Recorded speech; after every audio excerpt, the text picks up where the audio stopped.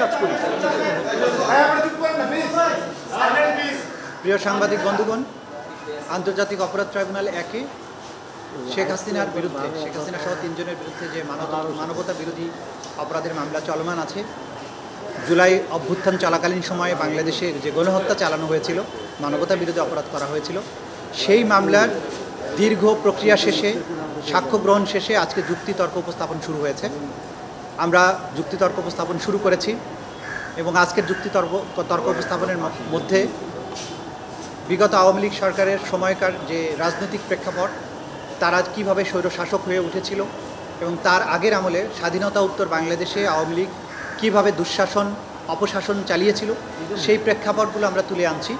কারণ এই মামলার পটভূমি, এই মামলায় অপরাধী হয়ে ওঠার পেছনের যে কারণগুলো, সেগুলো এই মামলায় অনেক গুরুত্বপূর্ণ বিষয় বলে আমরা সেগুলো তুলে ধরতে চেষ্টা করছি। এবং এই পটভূমির বর্ণনার পরে আমরা ক্রমান্বয়ে সাক্ষ্য প্রমাণ যেগুলো উপস্থাপিত হয়েছে সেগুলো বিশ্লেষণের দিকে যাব এবং আমাদের দিক থেকে আমাদের আইনের যে সমস্ত ব্যাখ্যা আছে, সাক্ষ্য প্রমাণের আলোকে আসামিদের অপরাধ প্রমাণের যতটুকু বিষয় আছে সেগুলো আমরা তুলে ধরব। এবং আমাদের যুক্তিতর্ক শেষ হওয়ার পরে ডিফেন্সের যিনি লয়ার আছেন তিনি তার যুক্তিতর্ক উপস্থাপন করবেন এবং এরপরে মামলাটি নিষ্পত্তির দিকে ধাবিত হবে ইনশাআল্লাহ। স্বাস্থ্যকর অল টাইম ফ্যামিলি কেক, সব সময় অল টাইম হেলদি লাইফ। অনিয়ম এগুলো তুলে ধরে বলেছেন যে এগুলো বিচারের জন্য প্রয়োজন। এই প্রেক্ষাপটে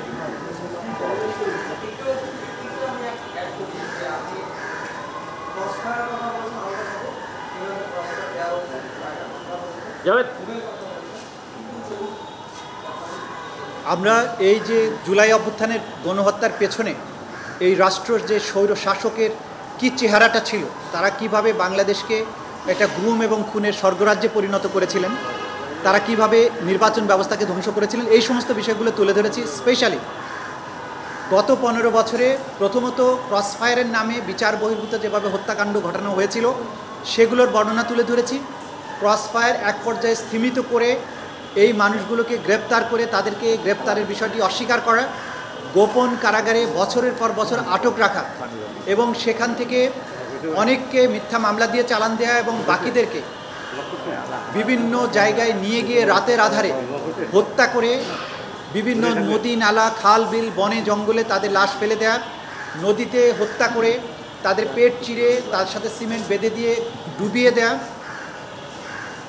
অঙ্গহানি করা, বিভিন্ন টর্চারের ম্যাটেরিয়াল ব্যবহার করে গুমের সেন্টারগুলো থেকে মানুষকে টর্চার করা, সেখানে ঘূর্ণায়মান চেয়ার, ইলেকট্রিক শক, হাতুড়ি দিয়ে মাথায় আঘাত করে হত্যা করা, ইনজেকশন পুশ করে হত্যা করা এবং একই দিনে অনেক মানুষকে হত্যা করা।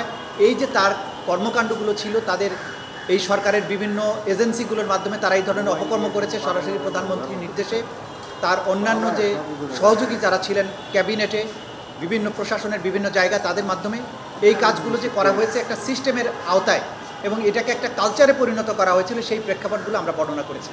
এবং এই বর্ণনাগুলো এই মামলার অপরাধীদের অপরাধ প্রমাণের ক্ষেত্রে অসম্ভব গুরুত্বপূর্ণ।